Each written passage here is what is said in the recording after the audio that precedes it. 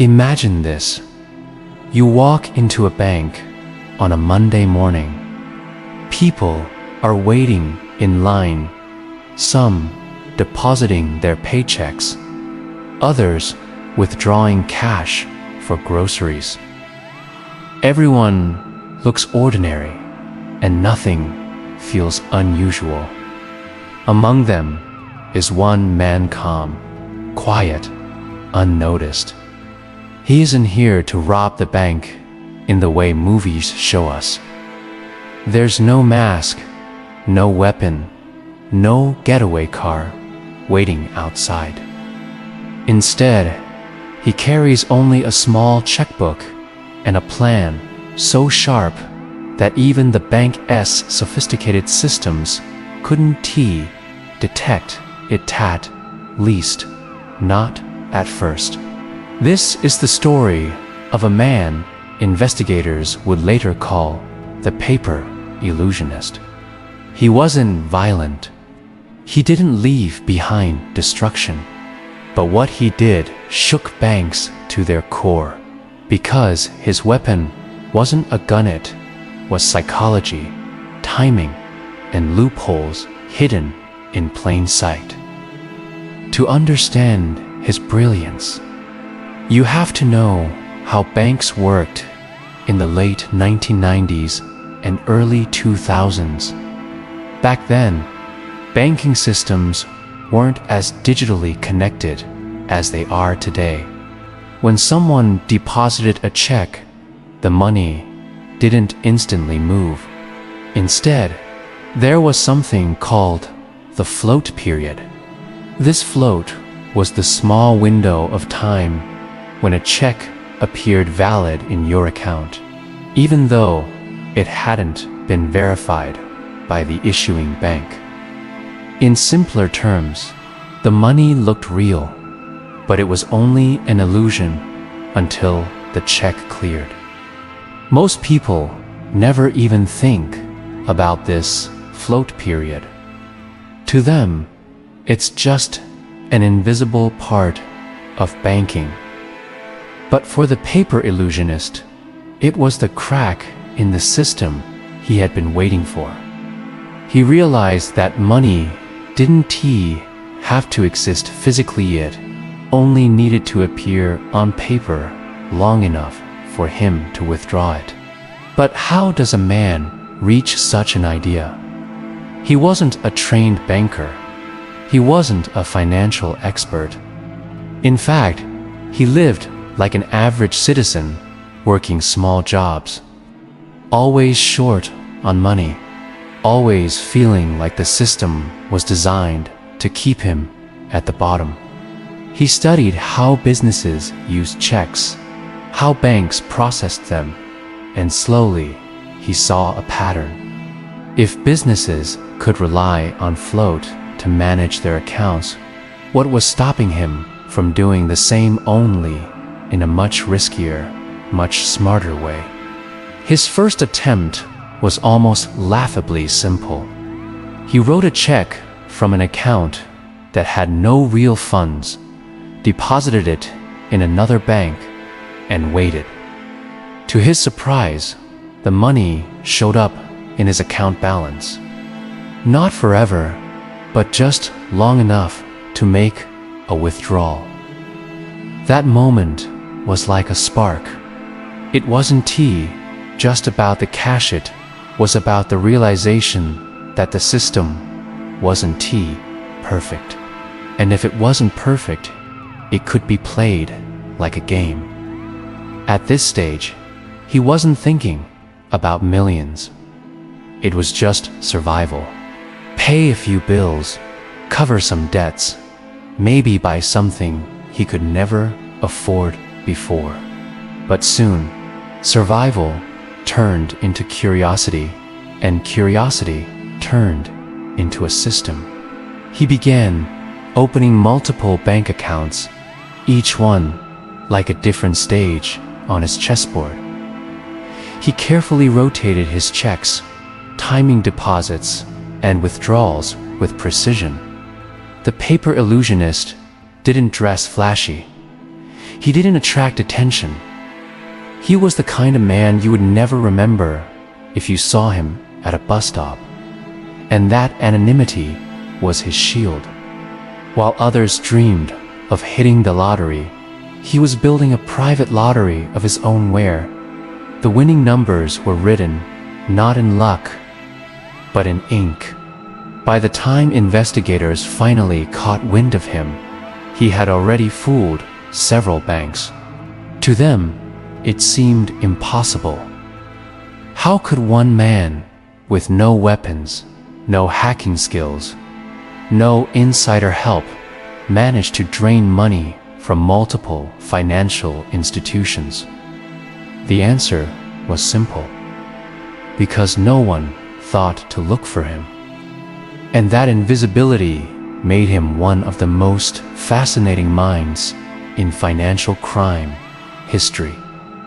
To understand how the Paper Illusionist operated, we need to break down his system step by step. Think of it like a magician's trick. When you watch a magic show, the audience sees a dove appear from thin air. But behind the curtain, it's all about timing, misdirection, and precision. His trick with the banks worked in exactly the same way. Step 1 was preparation. He opened accounts in different banks across different towns. Each account was like a different chess piece, waiting to be moved at the right moment. He kept his balances small so as not to raise suspicion. He looked like any other struggling customer, just trying to manage his finances. Step 2 was creating the illusion of money. He wrote checks from accounts that didn't have enough funds, sometimes even empty. But here's the genius part when he deposited those checks into another account. The money showed up instantly as available funds. This wasn't the real money, but the bank's system allowed him to withdraw it because the check hadn't yet been verified. Step 3 was execution. The Paper Illusionist always moved fast. As soon as the funds appeared in his account, he would withdraw cash or transfer it somewhere else. The trick relied entirely on speed. Before the bank could realize the check was bad, the money was already gone. Step 4 was rotation. He never used the same bank too often. He moved in cycles, creating a maze of transactions that made it difficult for investigators to track. By the time one bank noticed the problem, he was already several steps ahead, playing the same game with another. At first, he tested the system with small amounts, hundreds of dollars at a time. But as his confidence grew, so did the numbers. Thousands of dollars began moving in and out of his accounts. Some days, he would have access to money that made him look like a wealthy businessman, only for the balance to vanish days later when the checks bounced. But by then, he had already withdrawn what he needed. What made his operation brilliant wasn't just the loophole, it was the discipline. Most people would panic, overspend, or get reckless. But he treated it like a science experiment. He tracked timing, he wrote notes, and he studied each bank's processing speed. One bank might take 3 days to detect a bad check, while another might take 5. That difference gave him an edge. He knew exactly how long he had before the illusion broke.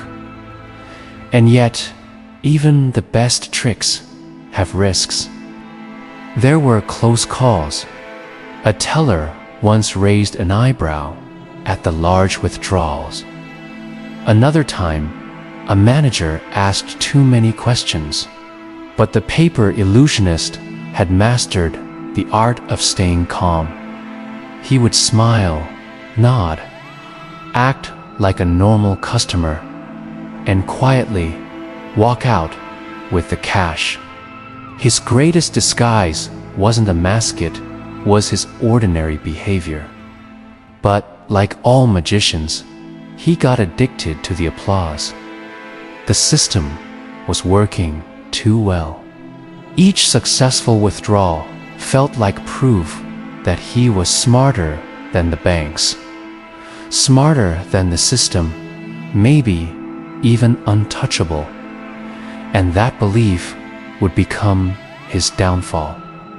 Because while the banks were slow, they weren't blind forever. The patterns were building, and soon the curtain would fall. Every game has an ending. For the paper illusionist, the ending came not with a dramatic chase or a high-speed getaway, but with something much quieter: paper trails. Banks began to notice strange patterns. Accounts across multiple locations were bouncing checks at the same time. Withdrawals didn't match deposits. Customers rarely moved money in such precise cycles unless something suspicious was happening. Slowly, investigators started connecting the dots. It wasn't one bank that caught him, it was cooperation. Different banks shared reports with each other, and the puzzle started forming. At first, they thought it might be an organized group. Surely, no single man could pull this off repeatedly. But when they traced the accounts, they found the truth: one man, one system, one illusion. His arrest wasn't spectacular. There was no movie-style standoff. He was picked up quietly, just like the quiet man he had always been. Investigators were stunned not because he was dangerous, but because he had managed to fool banks worth billions of dollars using nothing more than ink, paper, and confidence. The trial revealed the brilliance and the flaws of his system. Prosecutors showed how he cycled checks, how he withdrew cash, and how he exploited the float period. Defense lawyers argued he was just a desperate man trying to survive, not a mastermind. But the truth was somewhere in the middle. He wasn't a genius hacker or a financial tycoon. He was an ordinary man who saw what others ignored and dared to test it. In the end, he didn't walk away with millions. His gains were enough to live comfortably for a while. But nothing like the fortune people imagine when they hear bank scam. He faced charges of fraud and deception, and eventually served time. So why does his story matter? Because it shows how brilliance can exist even in failure. His method revealed weaknesses in the banking system, weaknesses that forced banks to tighten their processes, shorten float periods, and introduce stronger verification methods. In a strange way, his crime pushed the system to evolve. But there's a bigger lesson too. The paper illusionist believed he was beating the system, but in the end, the system caught him. What looked like clever problem-solving turned into reckless risk-taking. The difference between ingenious and illegal is often just one step too far. Today, his story is remembered not because he was rich or powerful, but because he showed that sometimes the most dangerous weapon is invisibility. He didn't need to scare anyone. He didn't need to shout. He simply blended in and used timing as his greatest tool. And now, the question for you: was the paper illusionist a criminal who got what he deserved? Or was he a flawed genius who proved that even the biggest systems can be outsmarted? Drop your thoughts in the comments below. I want to hear what side you stand on, because in the end, every illusion has an audience. And his greatest trick wasn't tea. The money he created was convincing the world he was never there.